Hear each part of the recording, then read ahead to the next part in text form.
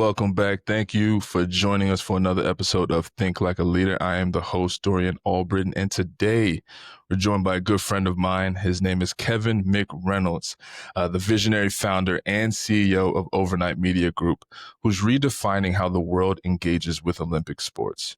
From securing an 8-figure acquisition deal at the world's largest meme media company to building a platform that now streams in over 50 countries and partners with over 70 Division I schools. Kevin's leadership is nothing short of inspiring. A former UCLA football scholar, his journey took a turn after a conversation with Olympic athletes sparked a mission to give their stories a year-round stage. Kevin channels his relentless curiosity to push past self-doubt and create a movement that connects athletes, fans, and communities worldwide. So let's get to it, brother. I appreciate you joining me. I had to give you a nice introduction, Kev, because you're someone that and be honest with you, I've always looked up to in a way. You know, I know we're friends, but I've always looked up to what you've been able to do in your journey, from me knowing you to seeing where you've started when I've met you and what you're doing now. I want to first start this conversation off by giving you your flowers and saying, keep going, dude. Seriously, brother. Thank you. No, that was an amazing. I might have to start using your intro for my bio moving forward. You might have to send that over. I got you. But I appreciate you for inviting me on here, and I always make time for you. No, I appreciate it, man. So I want to start the conversation here because it's the conversation that we have with every person here. I want to know your opinion on what does it mean for you to think like a leader? Well, I think one, that's a really thought-provoking question. And when I say that, I mean, we don't really get those type of questions very often, but like thinking like a leader to me is understanding that one, your decisions don't just affect you, it affects other people as well. Two is, while gaining all the relevant facts, is being able to make a decision quickly and accept the consequences that come with those decisions very quickly. And if it's a bad decision, it's making the decisions that follow that to address them quickly. And if it's like a bad hire, if you hire someone and they don't work out, is understanding you have to get them out of the organization quickly because culture is really important. But it's understanding that you're setting the pace and you're trusting others to help live out the dreams that you're setting forth. And you got to understand that when you start a company and you lead people and you do these things, it's understanding that we're all a part of something that's bigger than ourselves. And you have to put people on the same boat and row the same mission. And everyone's got to be aligned on what that end goal looks like or what that long-term vision looks like, because that's the only way that you're going to be a good leader. And you got to understand that everyone is not going to be 100% every day, but it's understanding how you can get the most out of everyone, even when someone's having a bad day or something's going on in their personal life, or one of those things. And you have to lead with compassion as well. I love that you use a word that I use. I use the word compassion. I've just recently started using it myself within my own journey, because I didn't realize how important it was to have that empathy in these conversations. But you talked about bigger than ourselves. That's what you just said. How do you get the people that you work with to get that vision, to have that thought of like, this is bigger than me? Does it start at the hiring process, or is it like a training that you go through? Like, how is it that you kind of cultivate that culture, as you said? Well, I think there's a couple ways that I look at that. And I think that it comes down to when you connect with people, it's the understanding of like, one, are they a team player? Two, I love hiring athletes or people that have been around sports, just because like they understand that there's always been a bigger goal than themselves. And I think that you can, when it comes to hiring athletes, they typically, and I myself am a former athlete, right? And I still work out every day now to be a part of that journey. But I think it's finding people that are fine in uncomfortable situations, which athletics, the military, things like that typically breed. But then on the other side of it, though, I think it's um, having this a level of grit that I think is missing a little bit more in society today. But I think if you're going to put people on the team together, you got to understand that like what what things complement yourself and complement the things that you don't have and what other people on the team and how they mold together. But teamwork is a big aspect of that, and then holding each other accountable. And I think the way that at least my team works is we're very blunt towards each other. And the only way that we can solve something is through that open line of communication that is not shielding because we don't want to hurt each other's feelings. And I think that oftentimes, at least in organizations that I've been in, is when you're trying to protect feelings and be very politically correct sometimes in the way that you communicate, I think sometimes things get lost, right? And people don't understand the urgency or understand, how they can really get better because we're trying to always put things in a nice sandwich of something good with something Mhm. bad and something good. And I think those things do help when you're trying to move someone forward. But I do think though that sometimes that approach can kind of get things lost. And so I try to find people that can have honest conversation, work as a team, but it's also of understanding of where people come from, I think has a lot to do with how they interact with tough situations. That's good because you and now I wanna just kinda piggyback off that. Is that an expectation that you set when you're in the process of looking for someone? Like, hey, do you say, "Hey, look, this is a company and where everything is very straightforward, we speak bluntly to each other, we're matter of fact, we don't do the cook," like, is that a standard that you've set in your culture from you, or is that something you adopted over time? Like, how did that kind of culture or philosophy start with Overnight? I think that kind of started just from how I've seen other CEOs operate. But I also think a big portion of that came from athletics for me. I noticed that the people that were a little bit more direct and their feedback, I got more out of than the people that kind of sugarcoated that feedback because you never really knew where they stood on things sometimes. And I think it's the same way in overnight, right? We treat it as that. If I'm wrong about something, I expect someone to call me out on that, right? With the people that we have working here, Ken Norris, who is my head of production and live production, you know, he's been with me since I was 17 and I played football at UCLA and he was running video then. So Ken has no problem in telling me when I'm wrong. And I appreciate those things. My COO, Alex Cooper, same way. She tells me when I'm wrong or she doesn't agree with something. But she doesn't just say, and they don't just say, "Hey, Kev, I don't, you're wrong." It's, "Kev, I believe you're wrong because of this. Let's look at something else." Right. Or it allows for that dialogue to happen. And then I'll still make the decision that I need to make. Right. Because part of leadership is understanding that you're going to make decisions that are not very popular. Right. But I think it's having people around you that are also cut from the same cloth of that open, honest communication.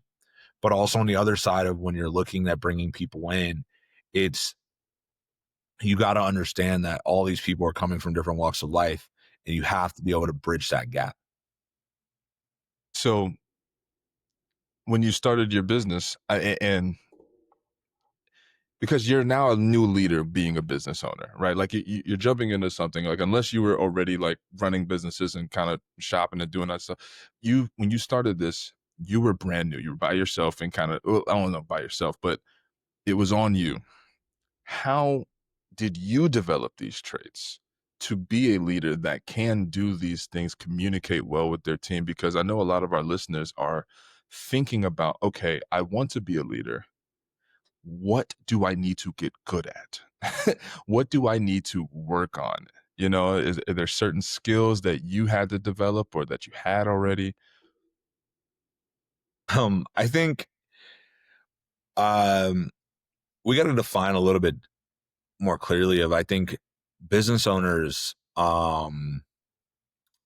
at least for me, when I look at things, right, from a business owner standpoint, not all business owners are, I would say, effective leaders, right? And I think that some of them just have really good operators that are beneath them that allow them to be successful.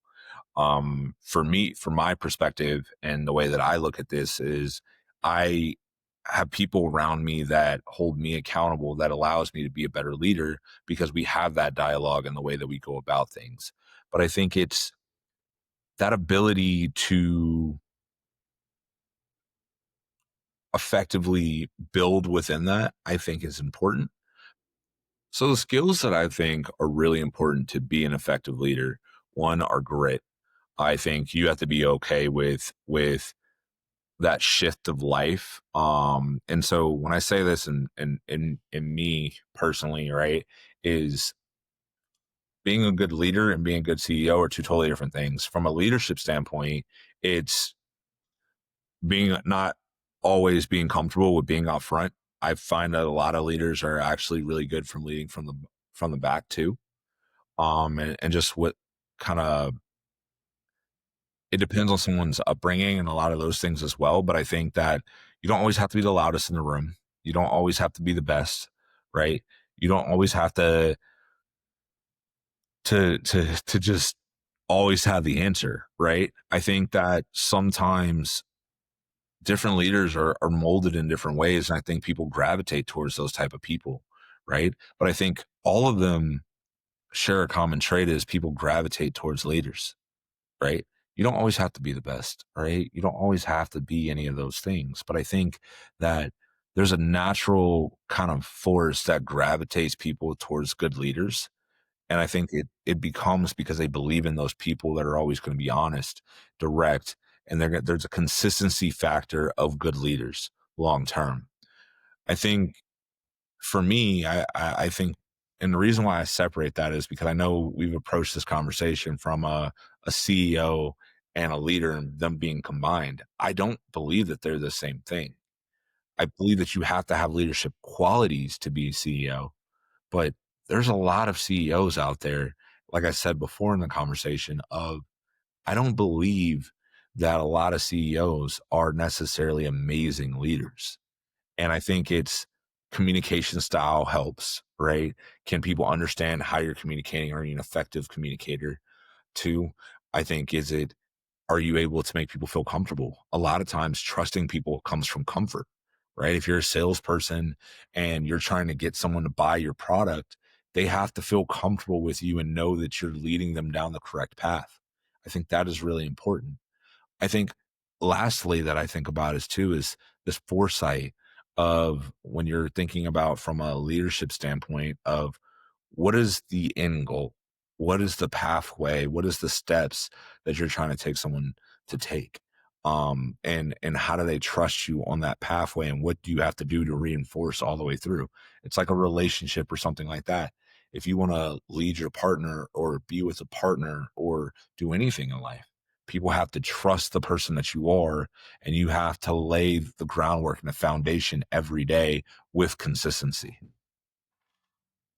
Yeah, and I couldn't agree more with that because it's trust, and you deal with it every day, right? And we're gonna get to, your the deals that you do and stuff like that because you talk to some pretty high network people. But the word that you didn't say, but you said it, is authenticity, right? When a leader is authentic, that's that feeling you get when it's like, ooh, I can mess with that guy or girl, right? I can groove with what they're saying because you know that there's no fakeness or like I don't know. I don't know if you can speak to that because it's almost like an aura, right? Like it's almost an air of energy that you get when you know that person is authentic. Now there's other qualities, as you said, being consistent, having grit, all of those things as well, but I think a lot of it stems from authenticity. What do you think about that? I think authenticity is a really important thing, right? But I think you being authentic is amazing, but like there's a part of this where leaders typically allow people to have some sort of understanding of like that they genuinely care, right? Like you can be really hard on somebody, but think of it like a coach, right? There's all of us from an athletic perspective have always had a coach that rode them really hard, that was really tough on them. But you're going to get more out of someone when you know that they genuinely care. And from a leading perspective, like you have to genuinely care about the people that you're leading, right? Or at least care about the outcome of what they're going to get out of something, right? If you're an organization of 5,000 people and you're leading that organization, then if you're leading those people and all you know those people are trying to pay their way through life and build wealth and do all of these things and or just at a basic form take care of their family, right? The consistency you have to have of every day, I'm going to do what I have to do to make sure that this business continues to grow so these people can take care of themselves. That is still a form of leadership. That is a understanding that things are important, that something, like I said before, of it's bigger than you. Yeah. Yeah. It really is bigger than you. But I want to switch gears, man. It's because I want to dive into what you do at Overnight because I find it to be a platform. One, when I looked it up, no one's doing this. So I've no one's doing what you're doing. So you're giving Olympic athletes a voice that, and I think that to me is huge, especially in America. Yeah, I'm not saying you're just in America, but especially in America where we don't give Olympic sports the credit that they deserve, right? So, how has your own journey as a former athlete shaped, like, the one, your philosophy on leadership, and two, shaped how you work with Overnight, how you've shaped your company? I think it's from building overnight and the conversations that I had in order to do it. It's so the whole concept of overnight came from a bunch of my friends getting home from the Olympics in 2021 after winning gold medals. And a lot of my teammates are actually married to Olympic athletes. And it's funny, and especially in a sport like water polo, which is one of our main sports. And it's interesting to me was hearing the feedback that they were given of no one cares about the sport outside the Olympic year. Well, why weren't some of these people doing this? And the thing about Olympic sports is if you build it at scale, people will come to it. They will enjoy it because they could sit there and they can watch the mini games that they want to watch. But I think it's walking into this path, understanding that there was going to be a lot of doors that were going to be closed to me and being comfortable with that journey for a long time, right? Like the research that I had to do for a year, the conversations I had to have, and then is getting other people to walk that path with you, which I think is really important. Like there's a young lady on my staff. She goes by Mads. She's an incredible, really intelligent young lady. And, she was previously with a different company, but she had to understand and take the journey with me and understanding that I was going to be consistent in the things that I did over time. Right. And she believed in me. Ken, who used to be my head of, used to be head of production at UCLA football, right. And did all the live streaming and things for that. He had to trust me, right? And it's the consistency that I have of understanding that my vision and my resolute and what I look at in life, it's really important. And what the goal that I want to do, and I'm going to bring everyone along with me. And I think when I started this journey, like part of it is you got to know that you're going to be on this journey by yourself for a little bit, right? We all have a tribe, right? Or people that care about yourself, like your parents and those type of people, coaches and all those. But I think it's really good in life to try to accomplish something that's bigger than you and go a little bit on that journey by yourself for a little while because I think it's going to be important to kind of build the foundation of you're always going to put things in perspective, right? I'll look back and see photos that we did from our first event in 2023 to now. It's a completely different thing. I used to have to go to all events. I used to have to sit there. I used to interact with everyone, and I don't get to do those things anymore, but I miss those things. But that was part of the journey, right? Is the being on the road and doing those things with the team and seeing it from top down. But now I get to trust people to do what they're with what they're there for. And, you know, it's that trust factor that you build over time with people to understand that Kevin's going to do right by me. I'm going to do right by Kevin. And I'm going to hold ourselves to the standard that's been set from day one. And I think it's also the communication factor that we have with athletes to be able to sit down and hear what their journey was and how we can address it. And they believe in the vision that we're having as well. Right. Like I have some really amazing friends in the space, like Cami Craig, who's a I think she has four Olympic medals, 3 or 4 Olympic medals, two of them which I know for sure are gold medals, and she's someone that walked me into our partnership that we have with USA Water Polo, right? She sat down and said, "Hey, you guys should meet with this guy. I think he wants to do right by the sport." Right? And she holds me to that standard every day, and we're friends, and she's amazing. And I think that my other friend, Sammy, who's married to one of my teammates, and she also has a gold medal as well on Team USA Water Polo, and she's amazing too. And she's now a coach at Michigan. A lot of these relationships hold me to a high standard, which in return, I also hold my team to a high standard because they took a chance on me. So now I'm going to go along and I'm going to continue to build and do what's right by them because I think at the end of the day, yes, from a leadership standpoint, you're trying to go in one direction. But from a CEO standpoint, yes, I'm trying to make money and do all these things. But I also think that part of it is the consistency of people knowing that you're going to do what you say you're going to do, I think is really important. Yeah. Yeah, you speaking to, and I hope our audience understands what he's saying here because one, everything is bigger than you. You're no longer thinking about you in these moments, and two, consistency. Consistency is the word of the day, and if you're catching anything, a word of the episode is consistency, because the only way that you get to where you're at is through consistent action. And you even spoke on it just now. Consistency is what built the trust that you were able to get these acquisition deals or these deals that you've gotten with US Water Polo. And I wanted to actually touch on that because I want to know about the not so good parts of it, right? Where you said we start the journey alone, right? So we all have that inner critic. So I want to know just in more inside about like what your inner critic was like as you were going through these moments or your highs and your lows, or what are you saying to yourself to get through those lows? You know what I mean?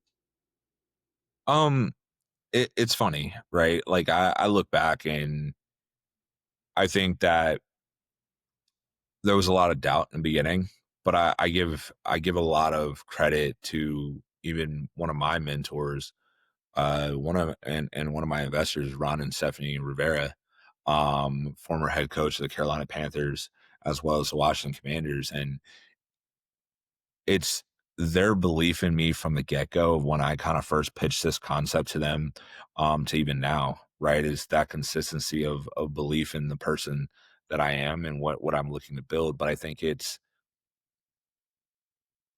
those moments early when you don't want to spend money on bringing people in because you have to be able to build something consistent over time.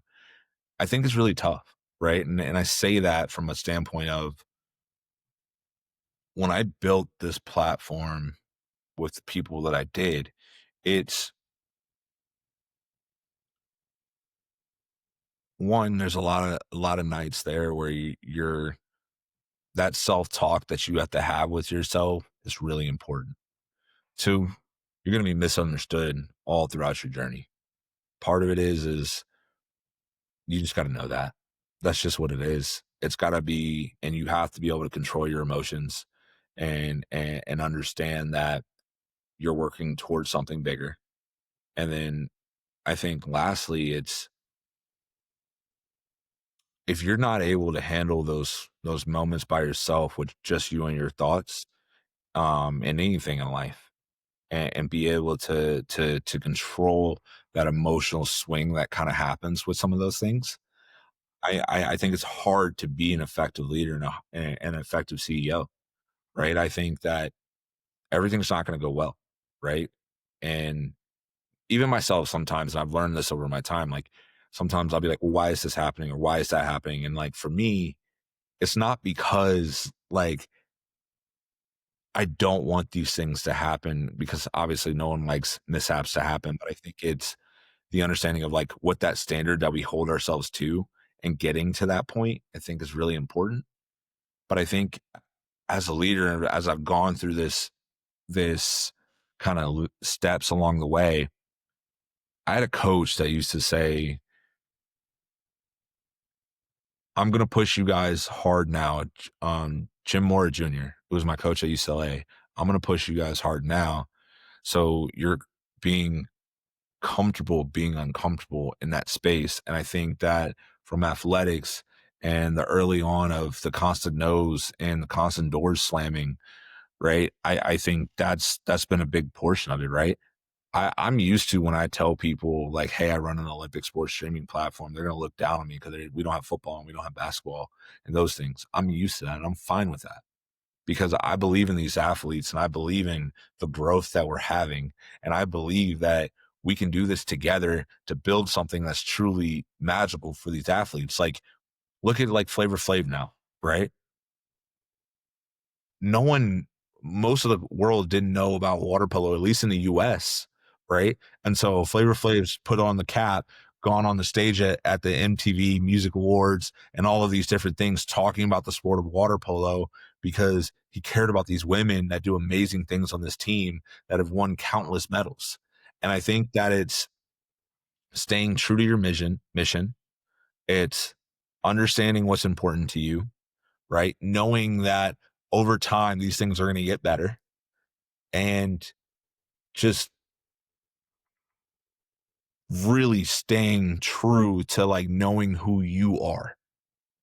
Right. I think when people get really uncomfortable, sometimes they shift up and they move around a little bit and they're like, oh, I can go do this. You got to be very clear with what your long term vision is and what you want out of this. And if you do that, then I think the sky's the limit.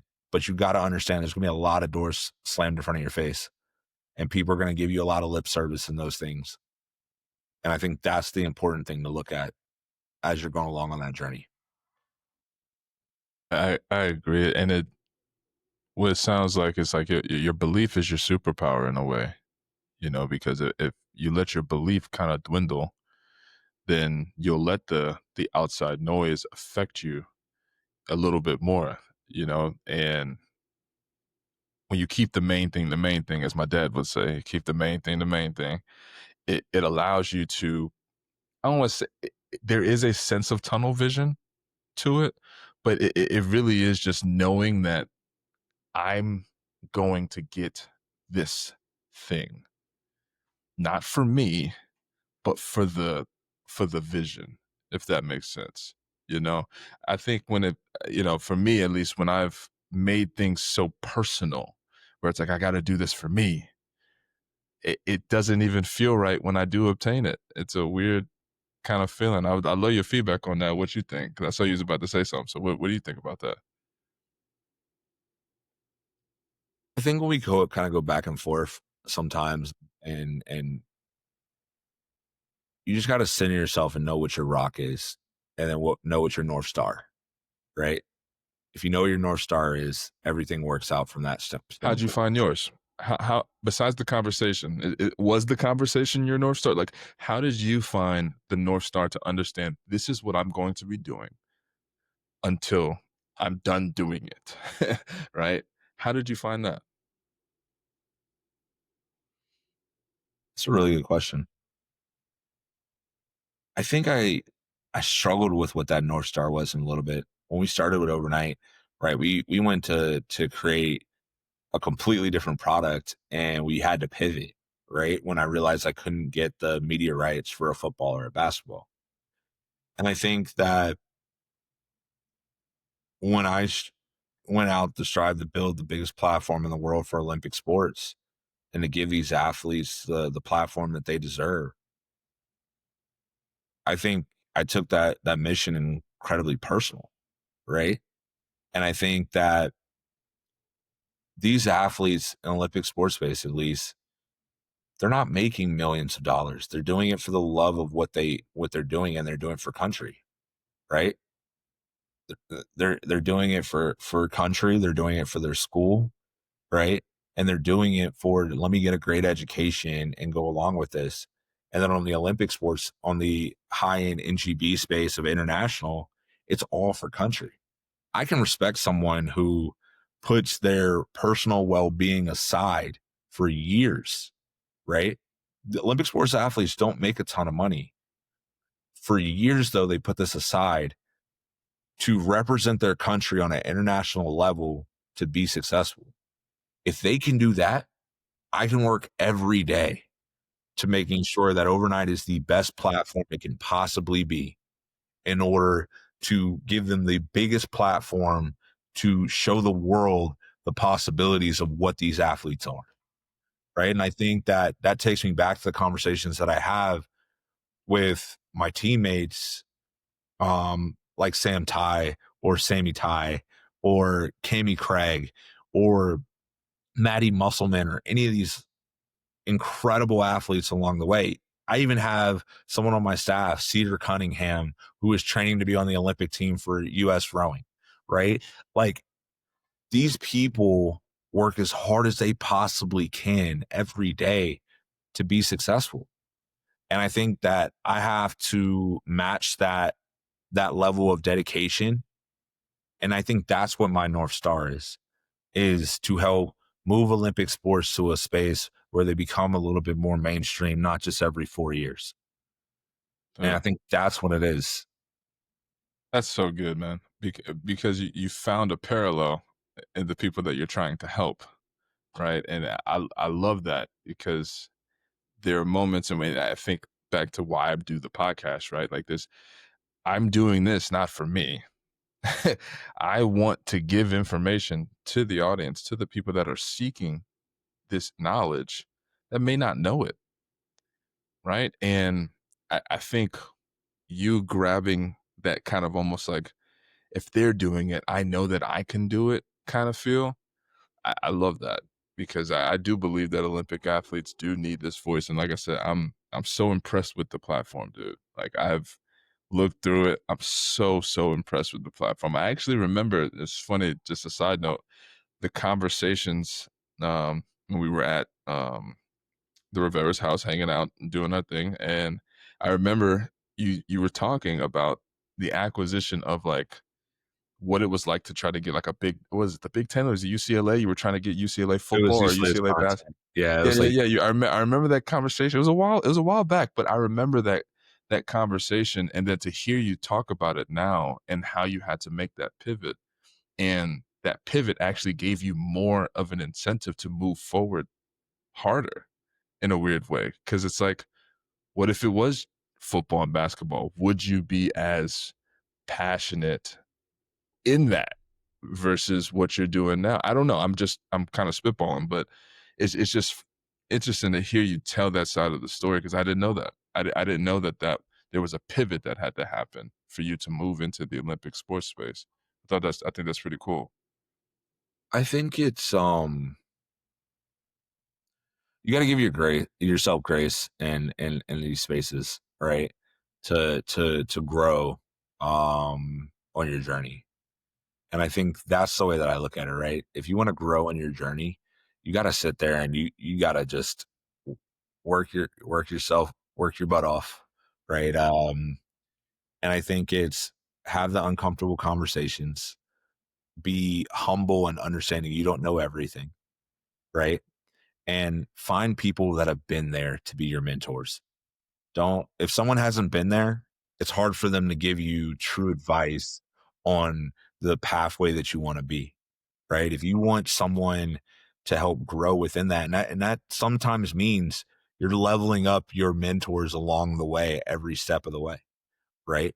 And I think that's the way that you have to think about it is when you have these conversations with people and you're growing on your own journey, it's understanding that you're going to outgrow people along the way.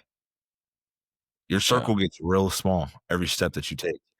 Less and less people come with you because you realize that you don't need to be certain people just don't see the world the way that you need to see it, right? And I think that's the way that you got to look at it, and I think that's what's really important. Yeah, I have a quote that I say to myself as I go through it. Everybody can't go. Everybody can't go.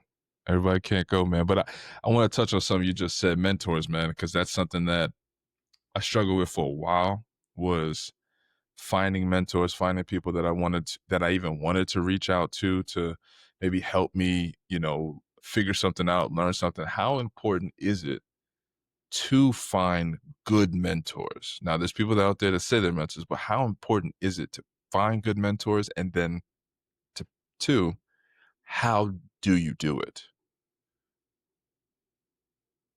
I think it's putting yourself out there and it's being honest with yourself and understanding that you don't have all the answers. And I think a lot of people, um, from an ego standpoint, uh, can't get over that sometimes that someone else is doing better than them. And I think you have to, like for me, if someone has something, I don't look at it as jealousy. I don't get jealous.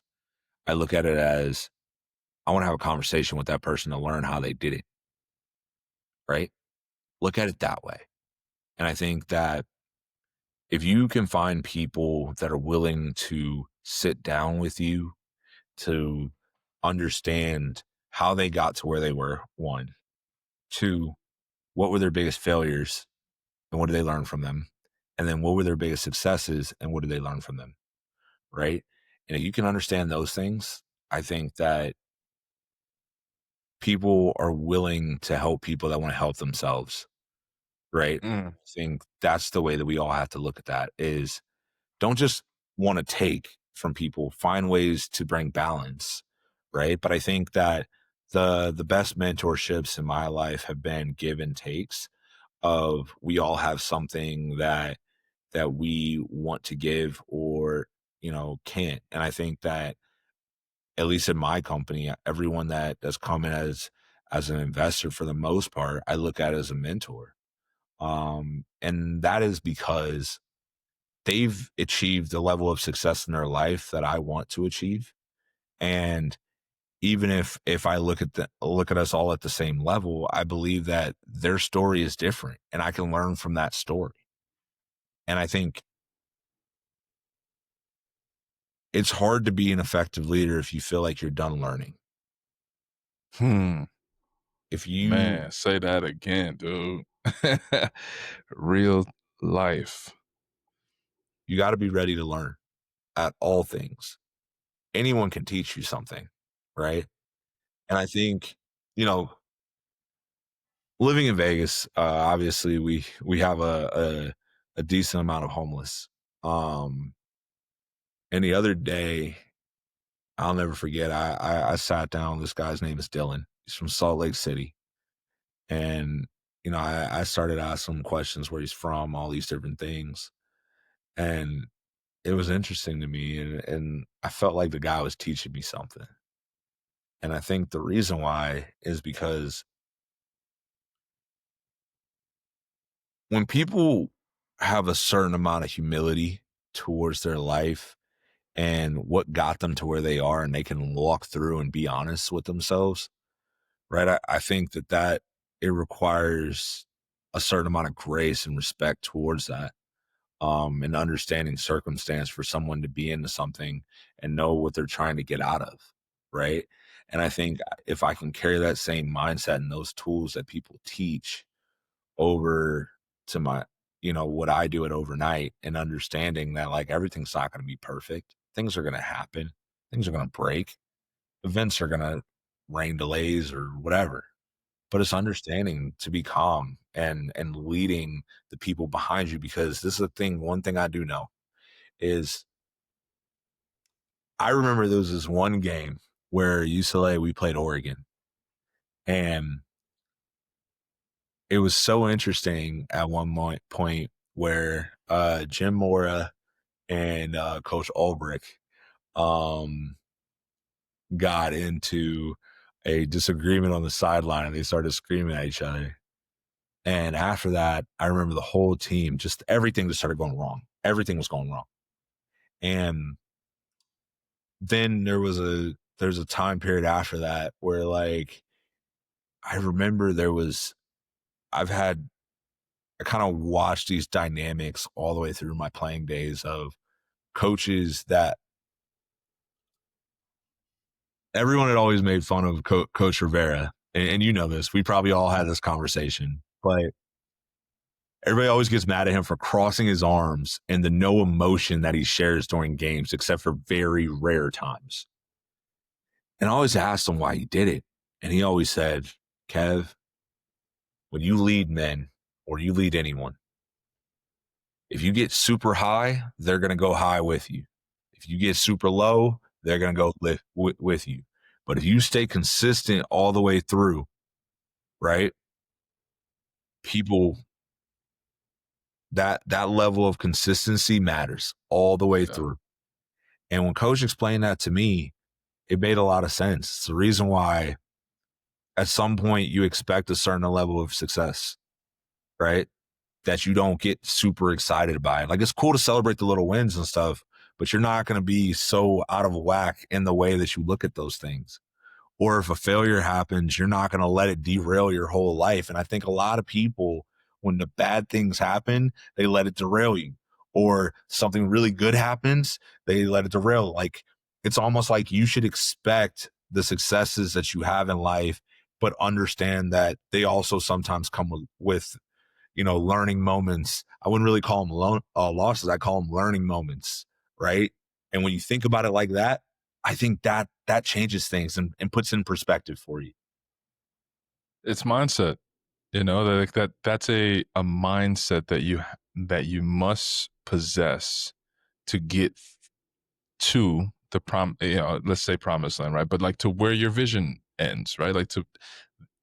It's very, and you said another word, the same word, you've said it maybe 70 times today, consistency. Right? And again, the word of the pod today, consistency. It is that important. The way you show up every single day, you must do the things that you must do. As my dad would say, you must do the things that you must do. You know what I mean? But I agree with that frame, and it reminds me of a book that I read not recently, but it was a while back, and it was Ryan Holiday, where he talks about stoicism.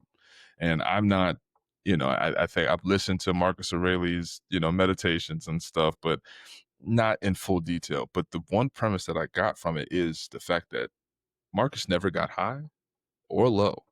It was even keel. And I love that Ron said that to you, because it's the truth. Having that consistency in your mood really will help dictate everyone else around you, especially if you're a leader, So I think that's super cool, man. Dude, I appreciate you joining me today, Kev. Of This course. was a really 100%, good conversation, man. I really appreciate you joining me, dude. Where can we get in touch with you? Absolutely. If you want to get in touch with me, it's Kevin McReynolds Jr. on LinkedIn. You can reach out. My email is pretty accessible to get in touch with me. Social media, any of those things, at Kevin McReynolds Jr. I love to interact with people, love to learn. So if you want to get in touch with us, or you want to check out Overnights, overnight.com, no I in overnight. And it was an awesome time, man. I really appreciate you for having me on. Yeah, dude, of course, man. Come on. You are, like I said, someone I've been able to watch up close um, through their journey, through their entrepreneur life, right? And like I said, I've always admired the fact that you've always done the things that you've said that you're going to do. That's something I've always admired of you, because you are a person, when you say it, you do it. You don't, if you're not going to see, you don't do it if you don't say it. You know what I mean? So I've always appreciated that about you, man. And the show notes are going to have all of the details. So everything you just said, if you're driving, don't worry about it. It's okay. It's going to be in the show notes. You can take a look at it later. But man, thank you for tuning in to another episode of Think Like a Leader. As always, if today's episode inspired you, take one idea, put it into action this week. Remember, the word of the today was consistency. Okay. So if you can gain something from that, just be consistent. That's the one word for you. All right. Because great leaders don't just think, they do. All right. So subscribe for more insights. Share this episode with any fellow leaders, friends. Connect with us at Think Like a Leader, no I in Think, and find me on LinkedIn. Just search Dorian Albritton. I'm the light-skinned one. If you see a dark-skinned one, that's my dad. So don't worry about that. You can follow him too if you want, but remember, I'm the light-skinned one. And lastly, please leave a review wherever you're listening. It could be 1 star, it could be 5 star, whatever you want to do. I really want the feedback so I can understand what I could bring to you guys. It helps the platform grow, so I really do appreciate it. But until next time, lead with purpose, make an impact, and think like a leader. Appreciate you, Kev. Thanks for joining me, brother. Thank you.